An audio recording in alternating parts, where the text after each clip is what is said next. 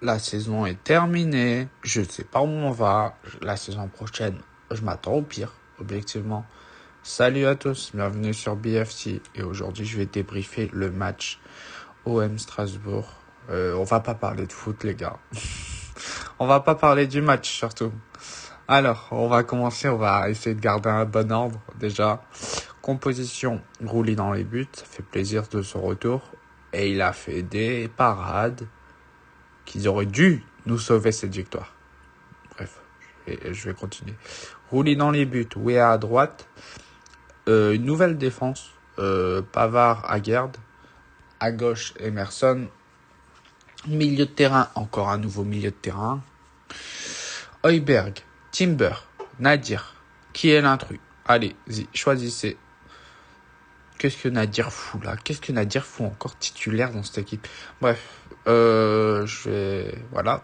Devant, Greenwood, Guiri en 9, Aubameyang en ailier gauche. Mais what the fuck? Mais on va où en fait là? C'est quoi le projet? C'est quoi le but? C'est quoi? Y a rien qui va. Donc à gauche, tu préfères mettre un Aubameyang, 37 ans, devant un Peshao, avec ses qualités et ses défauts, un Peshao, et un Traoré, avec ses qualités et ses défauts. Ou un Tadjidi Madi, le jeune. Donc t'as fait sauter 3 ailiers gauche à peu près de métier pour mettre Aubameyang. Bref, c'est Pancho Abarnado qui était en charge de l'équipe après le départ de Deserbi. Bref, par où commencer? Je sais même pas quoi dire. Ah oui, déjà il y en a quelques-uns qui ont fait vraiment un bon match. Timber au milieu de terrain, toujours là dans la récupération, il a fait des différences, etc. C'était pas mal, vraiment, j'ai bien aimé. Donc maintenant, ça doit être à son match référence et de monter en puissance. Après, je vais pas parler trop vite, parce que j'ai dit que Medina a fait un bon match contre Rennes, pour au final nous poser un mauvais classique contre Paris. Donc, on va rien dire. Timber, bien joué pour ce match, on attend de voir la suite. Nadir, voilà, je vais pas faire le Nadir, je comprends pas ce qu'il fait encore titulaire. Nadir est bon dans la rotation, ou sinon faut le prolonger, le prêter pour voir concrètement ce qu'il vaut sur une saison complète. Dans un club moindre et dans une pression moindre. Après, Guiri a fait un bon match. Mais Guiri, je veux le voir en 10, je veux pas le voir en 9. Guiri, il a les qualités, de récupération, il a les qualités pour jouer dos au but, donc, et de vite se retourner. Il a les qualités techniques pour éliminer, pour faire la bonne passe, qu'on a pu le voir sur le premier but de Greenwood. Mais moi, je vais voir Guiri en 10. Guiri en 10, qu'est-ce que ça donne? Pourquoi un jour on n'essayerait pas au bas devant? Guiri en 10 comme au début de saison. Peshao à gauche. Greenwood à droite, ou Traoré à gauche et Greenwood à droite, peu importe, ou quelque chose. Guiri, je veux le voir en 10. Je veux pas le voir en 9. Parce que niveau finition, c'est un peu plus compliqué, mais il a tout le reste. Il peut jouer en déviation, dos au but, les qualités techniques, il les a, le playmaking, donc le passing, il l'a. On le voit sur le premier but. Donc, moi, je veux voir Guiri en 10. Bref, Greenwood ouvre le score en première mi-temps. Une erreur de Strasbourg. Et en deuxième mi-temps, Guiri double la mise très vite, dès le retour des vestiaires. Et là, on se dit, dans ce bordel monstre, on va pouvoir enfin souffler. Non. Ça, c'est mal connaître notre club. Strasbourg, c'est fort. C'est très fort, Strasbourg. Il y a encore cette irrégularité. Pendant 5 minutes, tu vas être capable de te mettre le bouillon. Donc, tu vas être là en mode, c'est fort, oh là là. Et après, c'est encore beaucoup trop jeune et ça manque d'expérience pour gérer un peu les temps faibles. Sur les temps faibles, tu peux les avoir. Bref. Voilà. Et en fait, il y a le but de Nanasi, je crois. Sébastien Nanasi.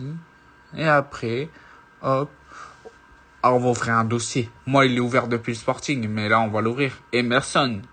C'est quoi cette faute ignoble sur Yacine? Ce coup de pied comme ça par derrière. Oui, tu veux dégager, d'accord. Mais déjà, un pro rétablissement à Yacine, qui est à peine rentré en jeu et qui est sorti sur blessure. Et j'espère que ça va aller pour lui et qu'il va vite revenir parce que c'est un joueur très talentueux. Sur le peu qu'on a vu dans le match, c'est fort.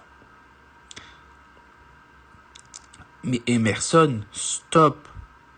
Et le pire, c'est que là, même si on se dit, putain, Emerson, il a expérience, il n'a pas le droit de sortir, il n'a pas le droit de faire cette faute, surtout, voilà. On peut même pas le sortir, on n'a pas d'autre latéral gauche. On n'a pas d'autre latéral gauche. Donc ça va être Emerson Weah toute la saison. Voilà, débrouillez-vous.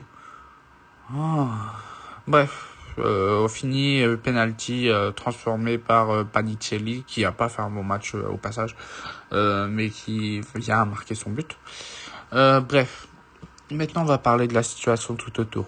Hier au Vélodrome, il y a eu des banderoles de supporters de bonne ou mauvaise augure. Ça dépendra de l'avis de chacun. Alors, il y a eu une banderole, vous avez fait sauter le fusible, mais c'est tout le système qui est pourri. Et là, je suis d'accord. Je suis totalement d'accord avec cette banderole-là. Le problème n'est pas des Zerbi, hein.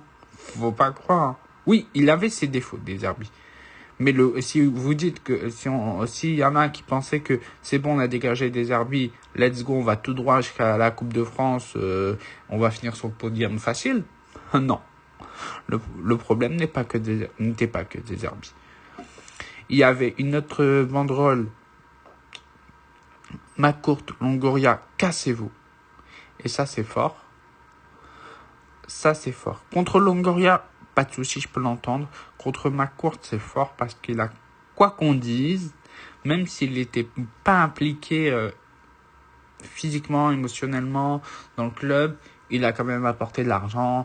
Il a quand même comblé des dettes monstrueuses. Il a posé. Je sais pas, j'ai pas la somme là, mais McCourt, il a vraiment posé de l'argent, quoi qu'on dise. Au début, il a posé n'importe de l'argent. Il y avait Jacques-Henri Hérault, les gars. Jacques-Henri Hérault, c'est, je crois, le pire président qu'on a eu. Hein. Le PowerPoint, Diego Costa et Tutti Quanti, là, Strootman et tout ça. Mais Longoria a apporté des joueurs un peu plus qualitatifs. Bon, après, il y a eu des échecs retentissants hein, pour Longoria. Mais Longoria, c'est bon. Moi, j'aimerais qu'on arrête avec Longoria. On trouve quelqu'un de meilleur, si c'est possible, ou quelqu'un qui travaille mieux. C'est pas qu'il travaille pas bien, Longoria. Mais en fait, à un moment, c'est pas un aéroport d'escale, Marseille. À un moment, on peut pas juste faire 97 départs, 97 arrivées, tous les mercatos, et pas recruter au bon poste où on nous manque des joueurs. Pourquoi nous, on n'a pas le droit de bien travailler comme d'autres clubs, comme Lens, comme Lyon. Lyon, ils avaient un budget réduit cette saison, ils travaillent bien. Ils vont chercher des coups malins, à moindre coût. Pourquoi nous, on est obligé soit de surpayer les joueurs, et les Wai, soit de faire des mauvais choix,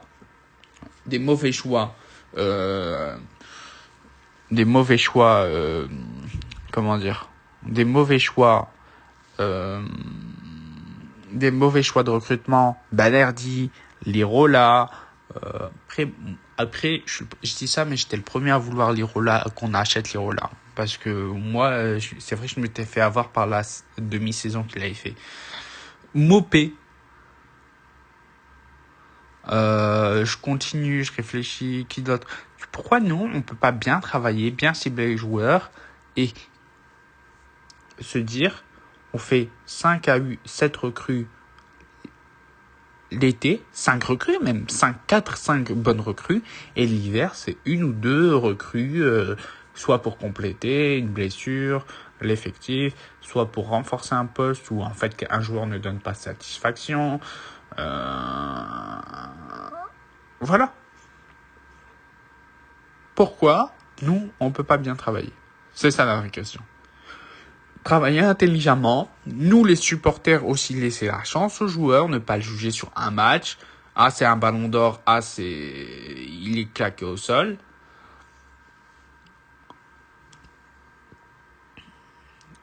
Acheter des joueurs qui ont la mentalité, qui veuillent mouiller le maillot. Moi, je préfère des joueurs moins forts, qui ont d'une qualité moindre, mais qui mouillent le maillot, que des joueurs type Noah Lang, je suis trop fort et je joue quand j'ai envie. Bah non, moi ça m'intéresse pas. Mais bref, pourquoi nous on peut pas bien travailler comme certains d'autres clubs. Je sais pas. Là, avant de commencer à tourner, Mehdi Benassia a démissionné. Ok, je comprends pas pourquoi. Bah oui et non, mais en fait. Mehdi Benassia, c'était le seul qui apportait une certaine exigence, une certaine rigueur dans ce club que je ne retrouve pas avec Longoria. Là, on ne sait pas qui va arriver comme coach, si c'est Habib Beye. Habib Beye, faudra le juger en tant que joueur. 1, 2, 3. Faudra le juger en tant que coach, pas en tant que joueur. Il a fait une bonne carrière en tant que joueur. Je l'ai pas connu, je l'ai pas vu jouer, donc je vais pas commencer à faire ah oui, Habib Beye, c'était une super personne. C'est faux, je le connais pas. Je l'ai connu que moi en tant que coach. Mais Habib Beye, faudra le juger en tant que coach. Donc on va voir ce qu'il va valoir en tant que coach. Moi, j'ai des gros doutes parce que pour l'instant, Habib Beye, il a un CV très léger. Il a fait des bonnes choses au Red Star. À Rennes, ça a jamais pris plus que ça. On s'est jamais dit, waouh, Habib Beye, c'est fort. Il avait les joueurs, donc il gagnait quelques matchs. Mais ça a jamais pris plus que ça.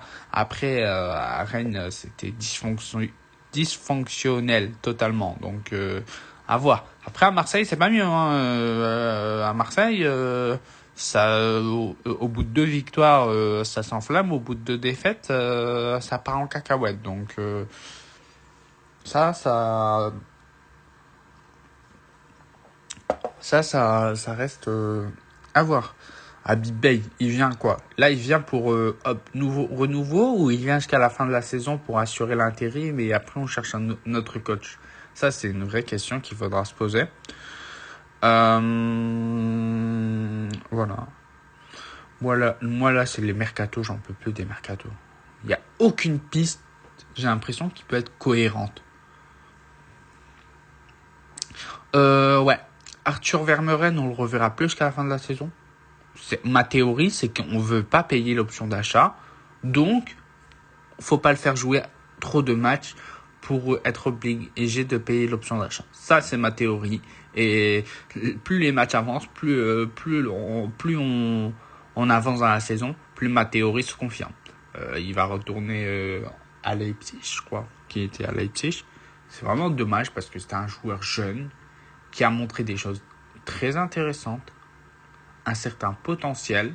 Genre, c'est pas un jeune qui arrivait, qui était trop timide. Ah, si, un petit peu au début de saison, mais à partir du match contre l'Ajax, il a commencé à vraiment s'imposer. Et après, comme on veut pas payer des options d'achat sur des bons joueurs, mais on préfère les payer sur Medina, et on préfère garder des Balerdi, let's go, hein, écoutez, qu'est-ce que vous voulez que je vous dise?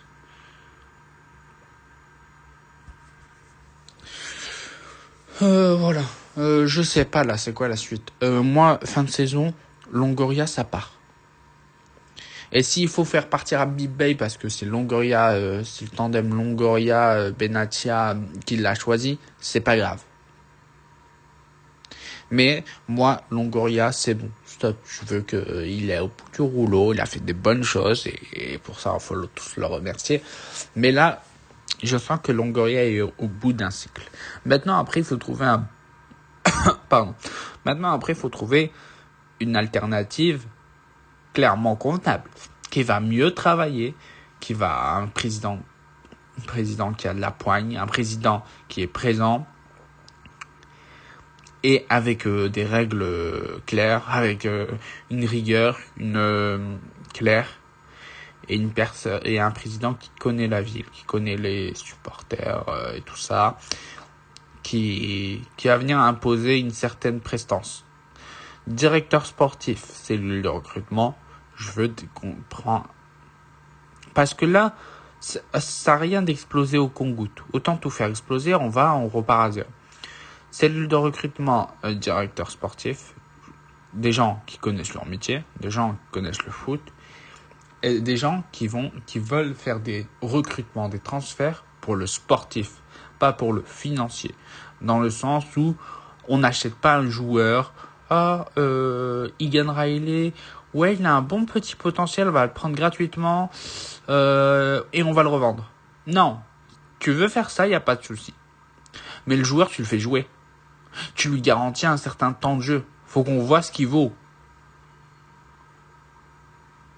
Si tu veux, soit tu fais ça, si tu veux pas faire ça, si tu lui garantis aucun temps de jeu, ne le ramène pas, laisse-le à Burnley, laisse-le.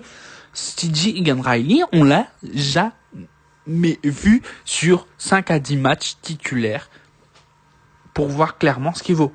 Tout le temps, il rentrait en fin de match sur des bouts de match. Tout le temps, on le mettait comme ça, on le jetait dans le bain, sans aucune cohérence, sans rien du tout, pour après le faire disparaître 3 semaines sur le banc ou 3 mois. Les jeunes, t'as bien fait ça avec Abdallah, c'est très bien.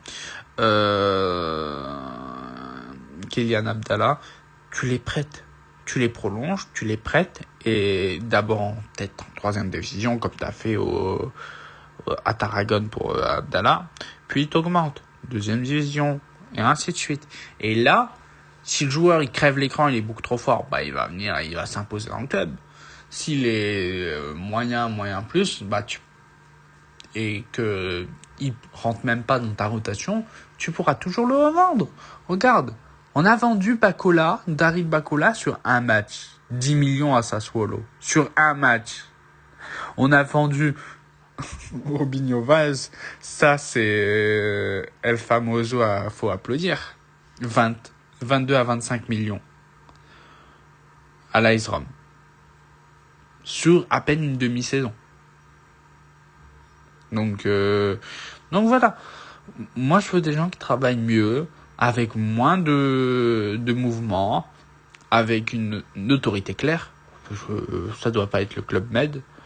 Une autorité claire, qui travaille mieux.